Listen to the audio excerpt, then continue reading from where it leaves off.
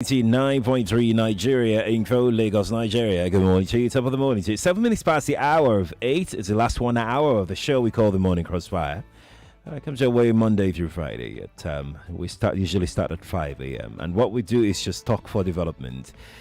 This morning, again, we're continuing with our review of the elections of last Saturday. And yesterday we had Sulaiman Arigbabu of Header Resources on the show, and we spoke extensively about how the elections panned out from their own point of view, the Header Resources.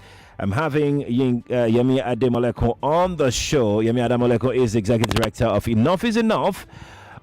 She joins me virtually this morning. You can watch online, by the way, on Facebook and on YouTube. Nigeria Info 99.3 is how you can watch. Yemi, good morning to you, and thank you for joining us. Morning, how are you? I'm doing okay. You looked very stressed. Wow. I haven't really engaged anymore. Not stressed. Okay. Now let's get down to business. The elections of last Saturday. Enough is enough. What can you tell us?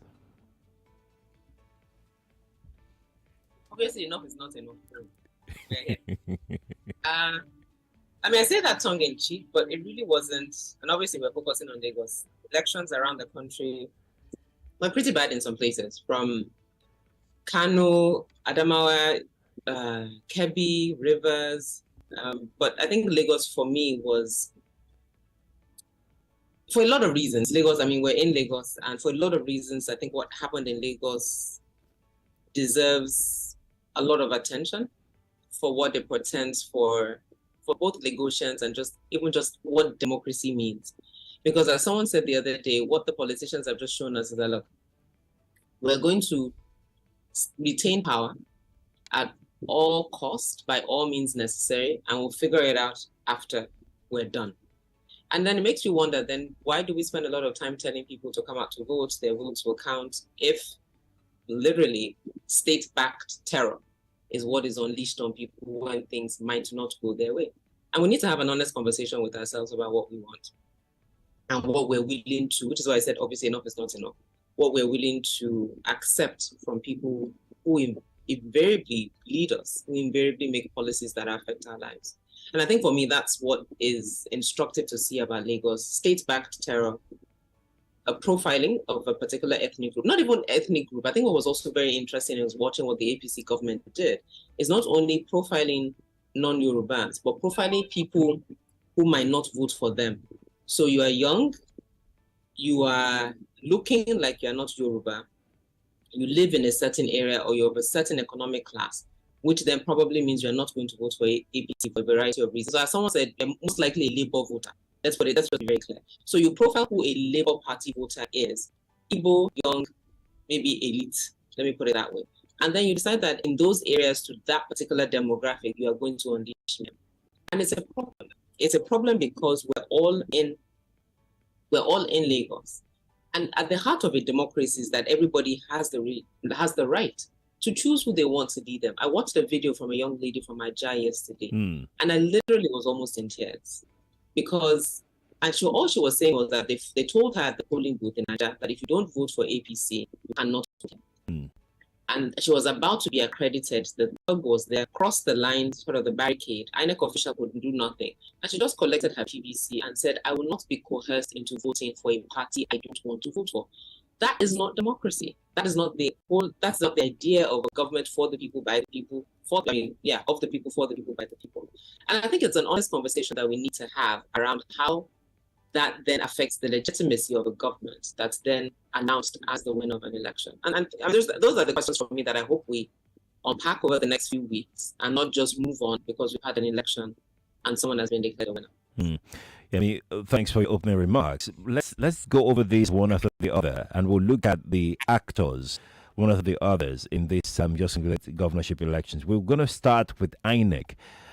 How would you assess the performance of INEC pre and during and maybe after as well? So I think pre is what is also part of the reason for the problem that we have right now. Because pre-election, INEC did an excellent job of marketing sort of this new this new phase that we're in. So we had a new electoral act last year. Civil society had advocated, INEC had been part of the process. Everybody was excited. President Buhari wasn't going to sign it. There was a protest. He signed it, negotiated with NAS about what he wanted changed. They didn't listen to him, but we had a new act and everybody was quite good. Then INEC spent a lot of time talking about the fact that to improve transparency, they were going to be uploading results in real time and Nigerians could watch. Not only that, the act said if at collation there's a discrepancy between what is being announced, that you can then go to this public portal. Because it's public, everybody can see it. That then becomes the backup plan that everybody can refer to and say, no, look at it. This is what was uploaded. And unfortunately, I think maybe on not, maybe just in good faith, that announcement wasn't interrogated as much. When there was a bit of fear that they want to remove electronic transmission, there was a huge uproar, and then they said it's still there and everybody is excited, blah, blah, blah, blah, blah. Two things I think were lost in that opportunity. Number one, they were uploading results. It wasn't that the results were going to get automatically collated electronically. So the idea of electronic transmission that was communicated for a lot of people kind of connoted the fact that the results will be added together electronically, and so nobody will be able to touch it.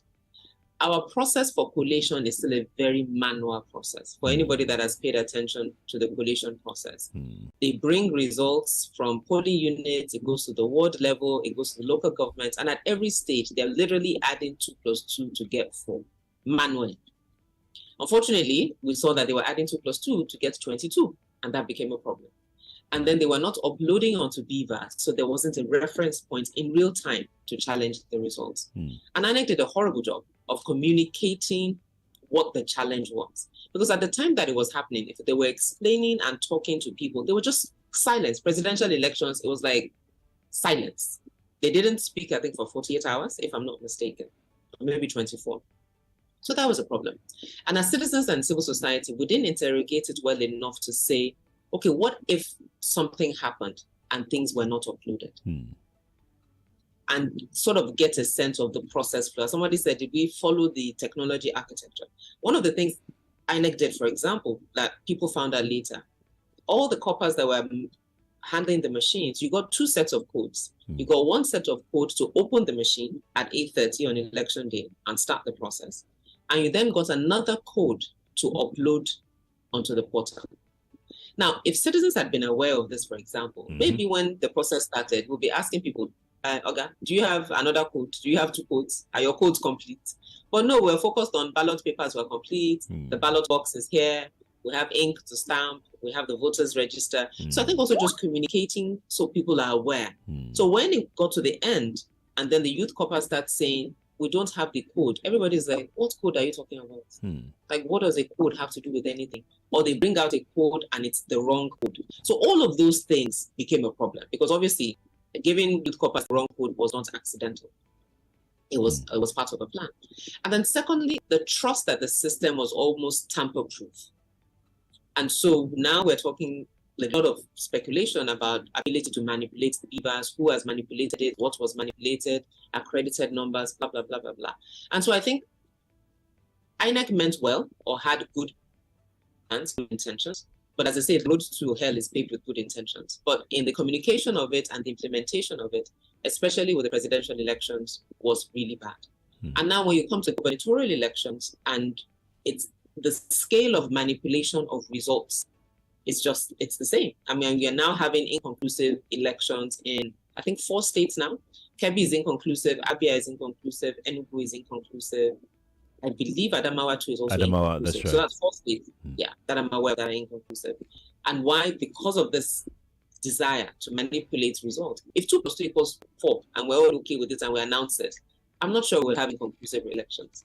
But if 2 + 2 = 4, and Sheriff rather than Yemi will be declared the winner, and we want Yemi, not Sheriff, there's a problem.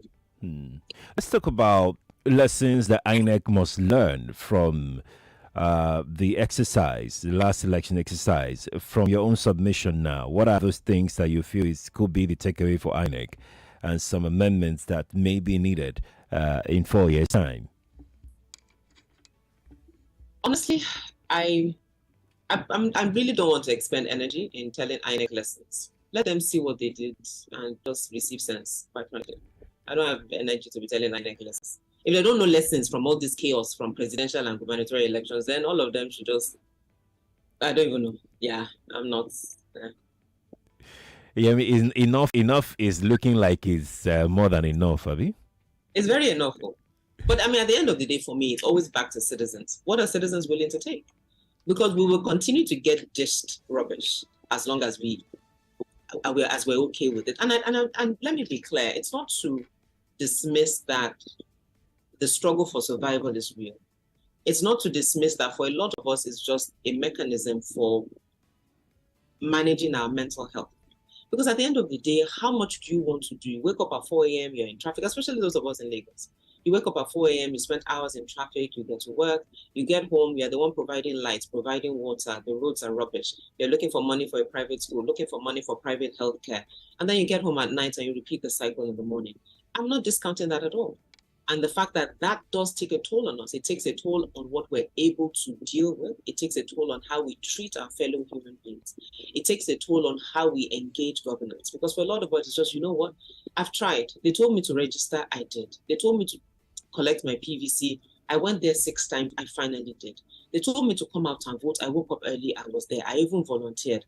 But what? I look Igbo is a problem. My name doesn't sound like what you think is a Yoruba name is a problem. There are original Yoruba people and fake ones. Okay, as someone said, maybe we will now need to go back to wearing tribal marks to prove that we're really Igbo. Really Yoruba. I'm an Igbo person. I'm faking it because I speak Yoruba so I can exercise my right to vote. So we go through all of that for what? So I'm not disputing that those are challenges and they're real. But at the same time, if we cede the space and say because our political class is making it difficult for us to engage, it's making it difficult for us to exercise our right to vote, it will continue to be filled with twats and thugs and just people that don't mean well for us. So we have to decide, it's either we take Nigeria as it is and find the best way to manage ourselves within this madness, i.e., I will do whatever I can and just go from day to day, go to church, go to mosque, and trust God to make my life okay. Or I will plans to back Japa and just leave the country and just decide that Nigeria is not for me. Or I would choose to engage. Or I would choose to say that, no, you can't run me out of the state. I was born here. My parents were born here. Yes, we're Igbo. Yes, we're Benin. Yes, we're Urubu. Yes, we're whatever. I've lived in Lagos for 60 years. I mean, Alero Aida Otobo wrote an open letter to Sanwo-Olu that I was born here. My parents lived here. So you're saying that because I am not Yoruba by birth, I'm not welcome here? But I pay taxes here. When I'm paying my taxes, does Lagos State have a column? If you are not 4th generation Lagos, please check here. Or 2nd generation Yoruba, please check here. So you are not, we will exempt you from paying taxes. You don't do that. A lot of the business people in this state are of Igbo extraction. And even if they are not, what the hell does, radio, apologies, I'm sorry. What does it matter? So in one area, we say it's good enough to collect people's money, sell land to them, sell houses to them. But when it comes to voting, you're saying their votes are not welcome, they are not welcome here. Look, when I will say this on radio and say it very clearly, beyond the challenge that we've created with people even just believing in the institution of democracy, we've also created a challenge in people also believing in just the basic tenets of humanity. In what happened on Saturday, Lagos has not only sown seeds, and I'm very clear about Lagos State, let me be clear, because there is a ruling party, which is the APC. There is a governor of the state, Babajide Sanwo-Olu. Yes, he was also a candidate. But on Saturday when this was happening, it was both a candidate and the sitting governor. So the buck stops at this table, and let's be clear. So number 3, when this thing started, there was silence from the Lagos state government because the narrative APC's narrative fed into an agenda into winning an elections. And as we kept saying, and a lot of people kept saying, you want to win this election at what cost? At what cost? You've turned neighbors onto themselves, to turn communities onto themselves. A sister of mine was telling me that her son in Okota went to vote. Yoruba boy. And they told him that if you're not voting APC, you look like a Labour person. If you're not voting APC, you better go home or we will beat you here. Now, these are not Igbo people though, telling him this. These are Yoruba people telling another Yoruba person. So what are we creating? And look, it's been 48 hours since Babajide Sanwo-Olu was declared governor of Lagos State. Unless I've missed it, I haven't heard him say a word. I have not heard him say a word. Even in his acceptance speech that I heard, I'm hearing, we thank God we're alive to see this day. Excuse me? Also, the people that died, they are not human beings. The mayhem that your party leashed on Lagosians did not happen, but we're thanking God. Oh yes, and we're going to do Thanksgiving on this. No, really. Okay, Sheriff, is early in the morning. I'm going to be calm and just say that I do appreciate that Lagosians are going through a lot, and I'm not discounting that at all. But I'm also going to say that if we take this as normal, it is not normal, guys. And I know it's hard, but we need to decide if this is what we want or we want to do something different about it. And that something different is a lot of work. A lot of work indeed, Yemi. If you're just tuning in, you're welcome. It's the Crossfire. On the show this morning, I have Yemi Adamolekun, Executive Director of Is Enough Enough on the show. And we've been having this frank talk about the elections in Lagos. The general elections, to be very precise, but we're taking Lagos as our case study because, hey, we're here in Lagos. I'm sure Nigeria in Port Harcourt, they're discussing elections in River State. Nigeria in Abuja will probably be discussing elections, in Abuja. That's why we have stations all across the country, right?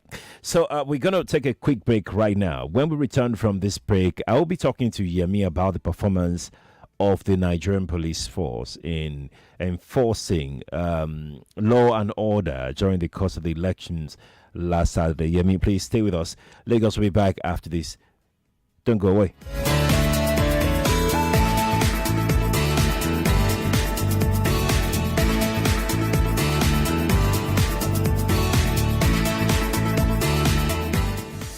This is The Voice Note on 99.3 Nigeria Info.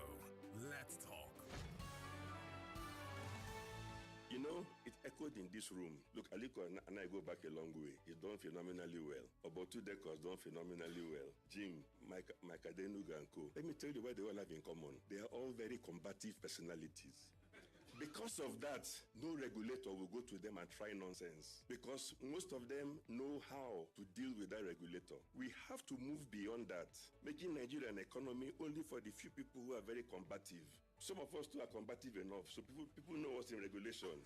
Now let me continue, because those we are destroying are the 22-year-old entrepreneurs, the 25-year-old entrepreneurs.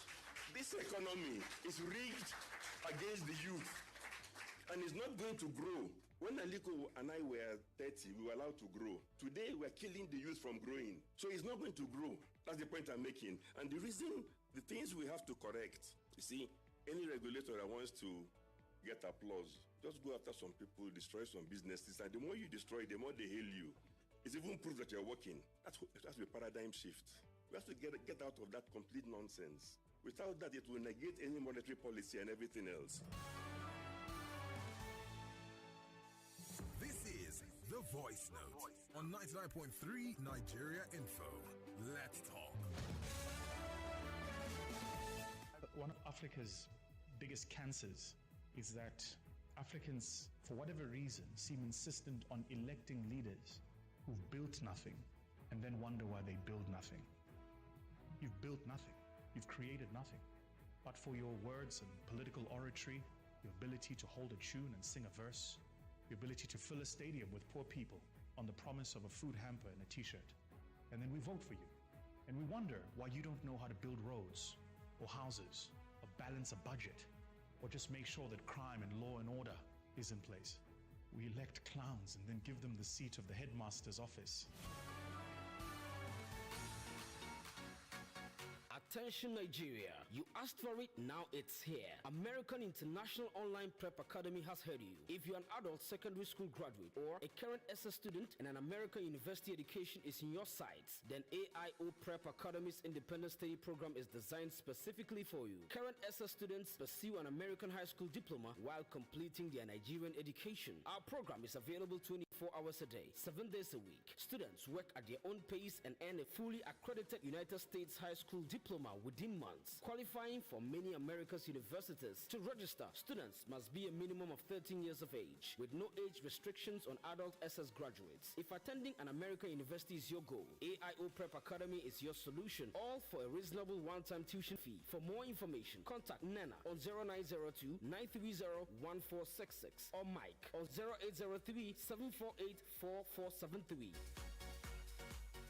The Transformers Assembly presents its second pre-launch event. Join the movement. Are you fed up and confused about life? Transformation is the answer. Now is the time. The event is free, but registration is required. Meals will be served, and provision for children is available. Time 4 p.m. Date 26 March 2023. Venue the Lekki Coliseum, Plot 14, Providence Street, off Admiralty Way, Lekki Phase 1, Lekki, Lagos. Reach us on 080-3926-8659 for more details.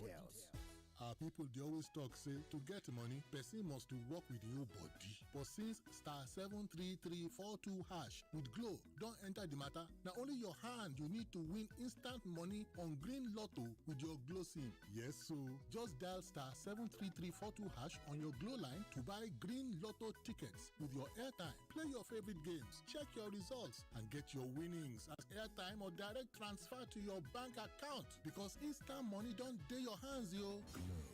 Unlimited. There you are, riding in silence, both deep in thought.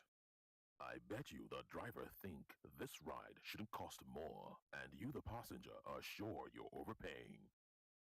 Never mind, let's just stay quiet. Or you can both download InDrive and agree on a fair price beforehand. InDrive. People driven. The InDrive online passenger transportation aggregator is not a taxi service. For more information, visit indrive.com. Group D of the I Beg to Differ Tournament of Champions promises fierce battles between three exciting debaters. Olaloye Toluwalashe dazzled us last May, but was stopped by Hamid Olarawaju. If he wants to settle that score, he'll need to emerge from this group. But will Stephanie Amber let him? The August runner-up is here to prove she could have won it all. But to be the girl, she has to beat the girl.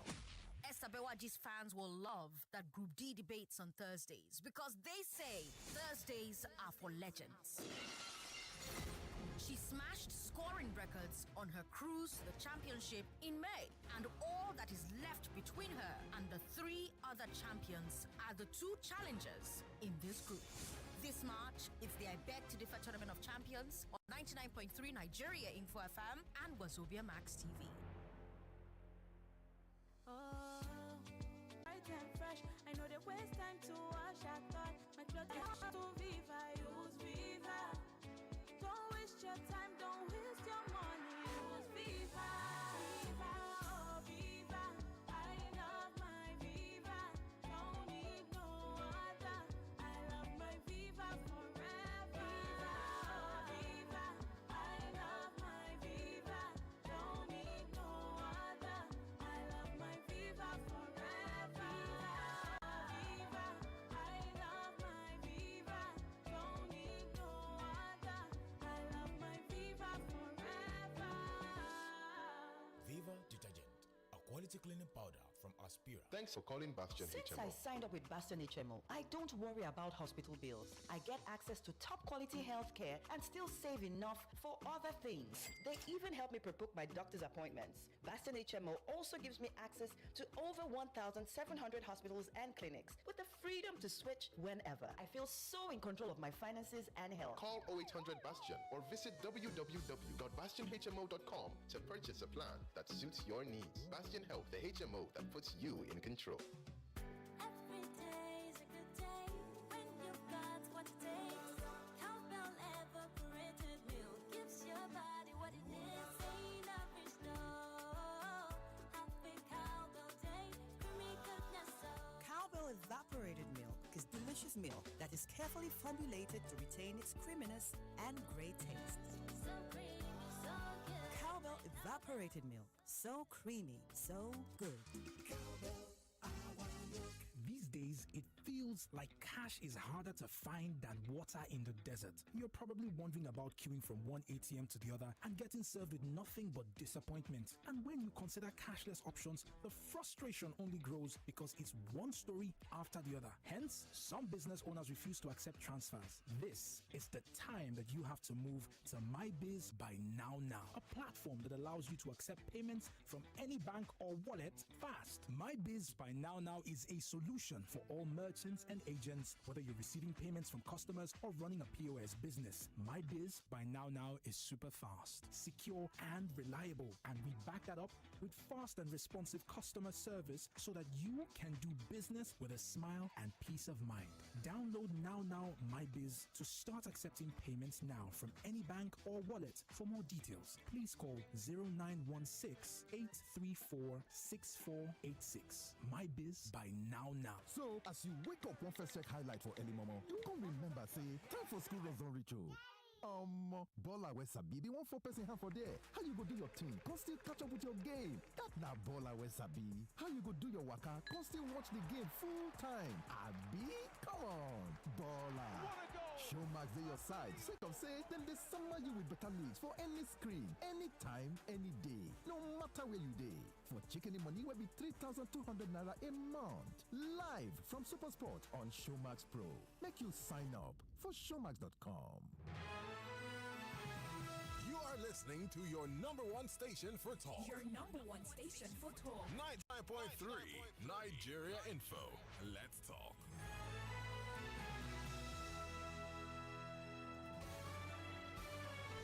This is Morning Crossfire on 99.3 Nigeria Info.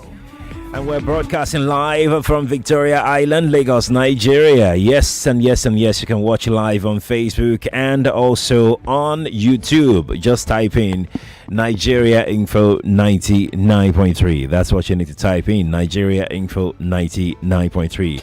Let me reiterate what I said earlier, 5-6 a.m. I told you that even yesterday, let me say what I said yesterday. I told you that building a nation is like building a skyscraper or even starting a building project, where you get to keep working on the from one floor to another floor. Even when you get to the top of the building of the skyscraper, you still have some amendment that you keep doing. You go and meet any homeowner, they will tell you that they never stop working on their home. Building a nation can be likened to that, or even something much more complex.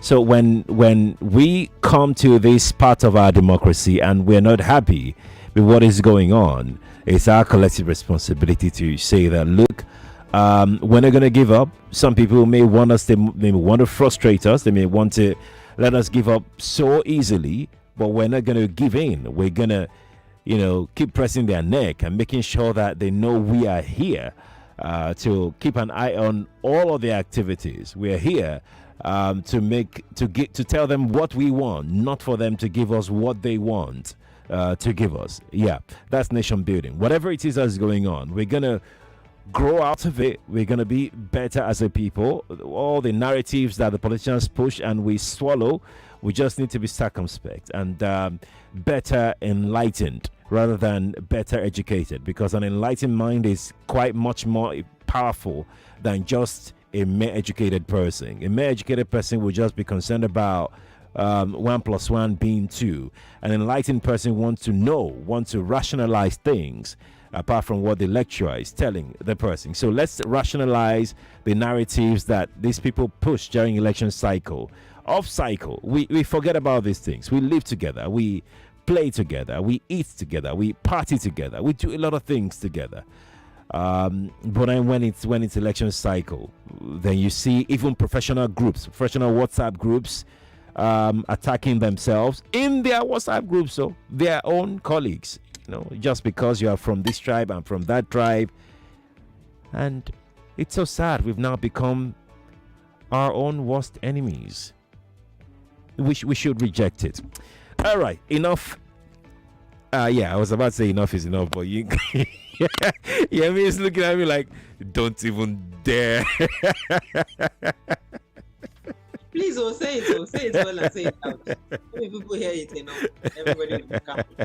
Yemi Adamoleko, Executive Director of Enough is Enough, is my guest this morning. We've been talking on the process of last Saturday. Yemi, thank you again for joining me. Let's move forward now. Let's talk about police and their involvement in the elections. How would you assess police performance? I think two things for me stand out in Lagos. The fact that there was a video of a Lagos State employee, Musliwa Kinsoya, who not only said people of a particular ethnic group who they begged, and if they refuse to accept being begged, they cannot vote candidate of their choice, number one. And then number two, said that was speaking to party faithfuls, APC in this situation, that if elections are not going our way, you know what to do. Number one, the Lagos State Commissioner of Police said they are investigating and they are trying to establish facts. I don't know, is it that they didn't see or they didn't hear? So I wasn't quite sure what they were trying to establish. And then a spokesperson from the Nigeria Police in Abuja said he was joking. I said, oh, really? He was joking. Right. So people should just go around and be threatening people and say, I was only joking now. No, I didn't really mean it. I was only joking. And I think that the levity that the Nigerian police force accorded Musliu's words, for me, said a lot about their intention for the elections. And I'm sure, you're on radio, I'm sure people have called in. We've seen footage of police officers just literally standing and watching people be harassed, watching processes not be followed, and just standing. So they're bystanders. Now, obviously, I'm saying this quite generally. Will there be police officers who did their jobs, who were efficient, who supported citizens? Most certainly.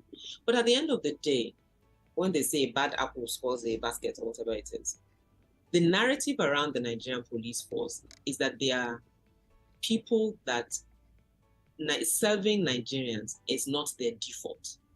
Their default is either what is it, literally is in what is in it for me. Now, again, in these conversations that we're having, the Nigerian police force are filled with Nigerians. They're not from Niger. They're not from Cameroon. They're not from Benin Republic. INEC is filled with Nigerians. The DSS is filled with Nigerians. Nigerians going around looking for Igbos or Yorubas to beat up are Nigerians.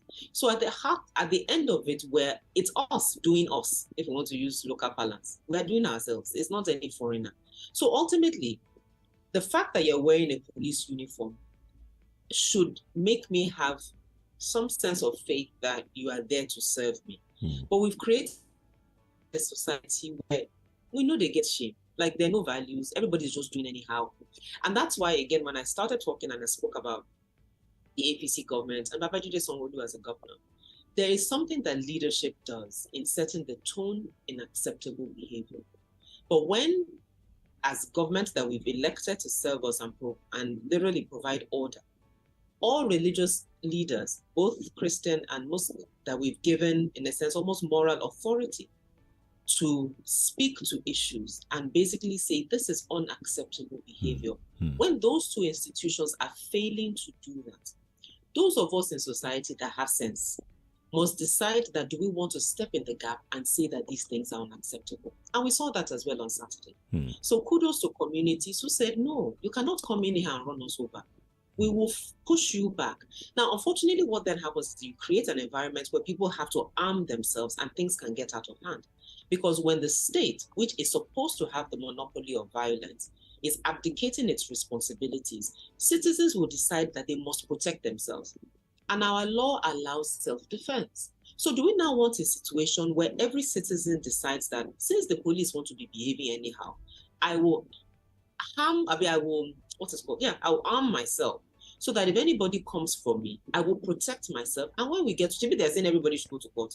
Elections are rubbish, go to court. Okay, if something happens now, they tell me to go to court. I'll get to court and say it was in self-defense. Is that the kind of society we want to build, where citizens are acting in self-defense? And so that is then therefore my concern. So the police should really think about it that way.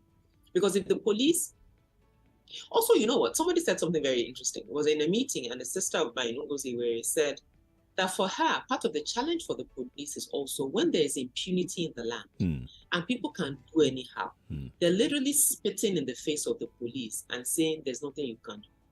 That we will do what we want. The same way the police tell citizens, we will kill you and nothing will happen.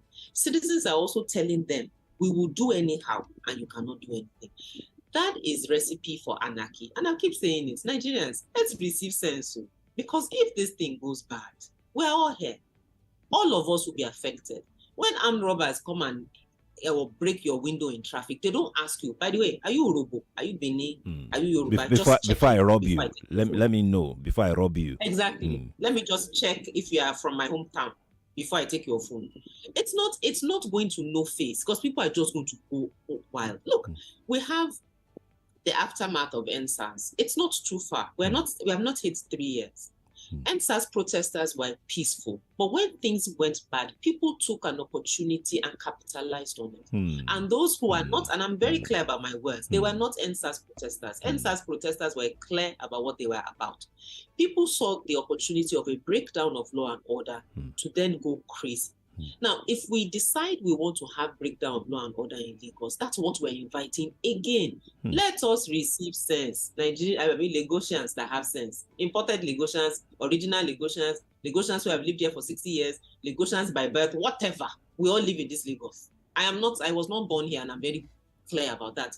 But I live in this Lagos. So Lagos, as far as I'm concerned, is my home at this point in time. So let's all receive sense, please. People. Let's go to the telephone lines and take a few calls. This morning, Yemi Adamolekun is Executive Director of Enough is Enough. And we've touched on various aspects of our conversation this morning. Feel free to jump in. 277-0993, 277-1993, 277-2993 and 277-3993. Female only line is 01465-7190. That's for the female callers and female callers only. 844 rather. It's time. We're going to take a few calls, then I'll come back to Yemi on her final take on our conversation this morning. Good morning to you. Good morning, Sheriff. Yes, good morning. This is Pastor Ladipo, calling from Orilego. Welcome. You see, the lesson I think we need to learn from this election now, especially this Lagos own, I even expect us now to start reorientating ourselves individually because I noticed that the political elites have succeeded in dividing us. So the best thing we can do now is to start telling our neighbors, ourselves, that we are one. Whether you are born here or you came by night or you are an indigene of Lagos, there shouldn't be anything to discriminate ourselves. Lastly, you see, the Nigerian police has not really helped in any form. So the second orientation should go to them that, listen, you are not paid taxpayers' money to protect only few, but to protect all. But a situation where you allow some people, like you said, somebody is joking with such a strong word in a time of election like this. So there should be a kind of awareness to them that they are not paid to only protect the politicians and the big wings. They are also paid to protect everybody. So nobody should be above the law. Okay. People should be calling. And if they do that, people will know that there are consequences for actions. Right. Thank you and God bless Nigeria. Thank you too. I'm going to pick an anonymous call now. Anonymous, good morning to you. Good morning, and thank you for the good job you are doing and for keeping Lagosians and the whole of Nigeria well informed. I want to also appreciate your guest this morning for those very detailed analysis of the election situation. However, I would just want us to be more objective in our analysis. For example, we've talked about a lot of things, mostly speech, and then he has been able to mention the fact that even the governor has not addressed the people. But I've not seen us analyze Gbadebo's speech after the election in the situation room, whereby he's saying that Lagos is going to be on fire. And nobody's talking about that. Oh, really? Please, is that inconsequential? We don't think that that also No, has an impact. it's not on inconsequential. Trust me, it's not So I would it's like us very to important. be objective and then look at this from all perspectives and not just focus on a particular the deficiency of a particular party. Thank you. And you've made a very valid point. Thank you. Yemi, would you like to respond to that? Did you hear? Did you watch? Was it a statement? What Gbaribo, the Labour Party's candidate, said after the election? Thank you, Anonymous, for calling. And I think it's really very important. And let me be clear. I focus on duty bearers for a reason, because ultimately they have more control and they have more access in terms of what is happening in Lagos. And more importantly, because what we saw was their party, was the APC in action. And I make no apologies about that. I'm focused clearly on the APC government because it's the government of the day, and Babajide Sanwo-Olu because he's also the governor in Lagos.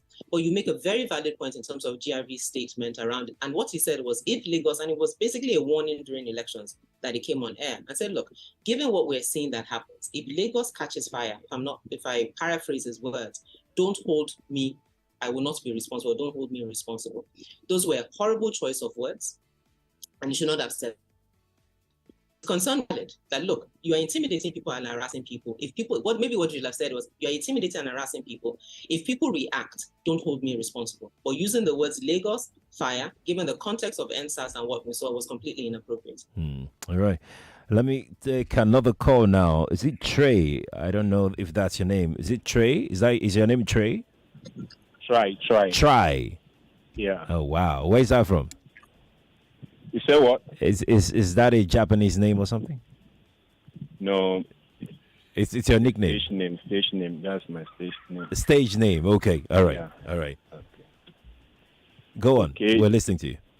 Okay. To me, about this election, everything that happened, I think I would like for, I don't know if it is House of Assembly or who make the law, this electoral law, that police people should not be carrying, gun to any of the polling units, or any of the polling booths. I think they should change that electoral act and allow maybe, and not even police people, maybe soldiers, because police they don't have respect again for the citizens. They don't respect them because of the way they behave. Like that Saturday in Ikota school, a policeman with Agboro stood with Agboro and slapped one guy that when Agboro was telling the guy that the guy shouldn't come and vote, the guy was challenging the Agboro, wanted to fight with the Agboro. A policeman slapped the guy, not even Agboro, a policeman with gun slapped the guy, and the guy, suddenly there was some soldier that came to pass, and the guy reported to those soldiers, and those soldiers came and beat the Agboro, beat also the police person. So you imagine, I think Nigerian police, they shouldn't be allowed to say that they want to protect people. Let it be soldiers. That's what I want to contribute. Try. Thank you for sharing your thought. I mean, let me talk to you about the Electoral Act and the police bearing arms at polling units. What's your thought on that? I think, to be honest, it was done to save. I don't know the exact incidences that led to that, but I'm sure it was a product of advocacy. Maybe there have been too many incidences of accidental discharge and police shooting citizens accidentally. Maybe citizens were not comfortable with police being in their vicinity and being armed. So police on election duty, i.e. at polling units, don't carry arms. But I'm sorry, part of the training, at least that I would hope that police would have, is how to de-escalate issues without shooting people. I mean, literally, using a gun should be your last resort. There are other means of non-lethal weapons. There's pepper spray. You have a baton. You have handcuffs that you can use. You have your mouth that you can use to kind of talk to people, calm situations down, engage in the process. So there are other ways that the police can get involved. That's number one. Number two, there are also non-polling unit police officers. And we have seen, as I said earlier, obviously it's not all police that are bad. We've seen situations where police, a lady was given an example of a community that had challenges with thugs, and they had a police van with police officers that were not at the polling units, but they were inside the car, stationed, and everybody it was a good marker for people to just maintain your lane, let's be calm, and so also that worked. And then lastly, his point about the army. The army, unfortunately, and not unfortunately, the army shouldn't. Being involved in elections is really not their job. And also just maintaining law and order day to day is the work of the police. But the army were deployed that if there's now a breakdown and the police are unable to control it, that's when step in. So the situation where he described where the police officer slapped a citizen, I doubt an army officer would get involved. But if they now start beating the police officer and everything turns into chaos, if there's an army battalion nearby or army units nearby, they would then get involved. I mean, let me get your final take. Apparently, some people have said that this election actually it comes with different interpretations from different actors and observers. But from where you stand, how can we strengthen our process going forward? Because whether we like it or not, we would always have elections every 4 years. How do we move on from here? Those things that have impacted these elections positively or negatively, how can we work on them going forward? Thank you. I think number one, we don't have to have election every 4 years. We can literally change the constitution and maybe have single terms. So if a president has a 6-year term or 7-year term, whatever term that is single, then this pressure on re-election that becomes do or die will ebb out a little bit. Secondly, the fact that our elections are this national, one of the advocacies is that to be a member of a political party, why does my political party need to have an office in Taraba? I'm only trying to run for local government chairman in Ajeromi Feludo. Why do I need to join a party that has an office nationally? Why can't we have regional, statewide parties? And then thirdly, we must be committed to this journey. So for those who were harassed, who were intimidated, who did not get to vote, if you do want to sue, you should. You should sue either INEC, you should sue the police officers who harass you, if you can, especially if you are willing to go through the hall. I know it's traumatic, I know it's difficult, but unfortunately, we don't move the needle when things happen and we go back home. If we're willing to take it forward and act, please reach out to us, EIE Nigeria, on Facebook, Twitter, Instagram, and we'll be happy to support you on the journey. Yemi Adamolekun, Executive Director, EIE. Thank you so much for joining me on the show today. Thank you. Nigeria, Lagos, that's our show today. Thank you for being a part of it. I'm back on the radio tomorrow at 5. Please join us again later this morning. I think 9. Jimmy will be here at 9 to take you through Daily Digest. Good morning to you, Lagos. More news and information coming up. We'll be back in a moment.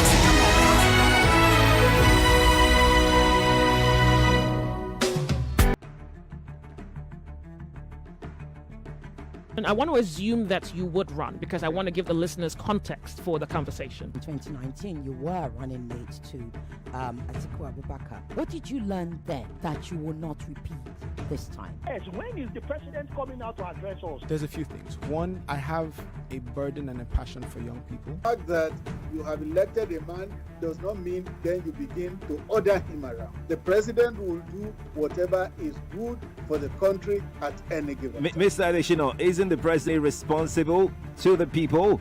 What should the next president do to root out stakeholders who are complicit? You fire those that need to be fired get fired. It's looking like a brand new Chelsea, attacking with so much fluidity. And what can you say about that, Martin? I know you follow Chelsea quite closely. I live close to the Chelsea training ground. That's what you mean by that. I'm not.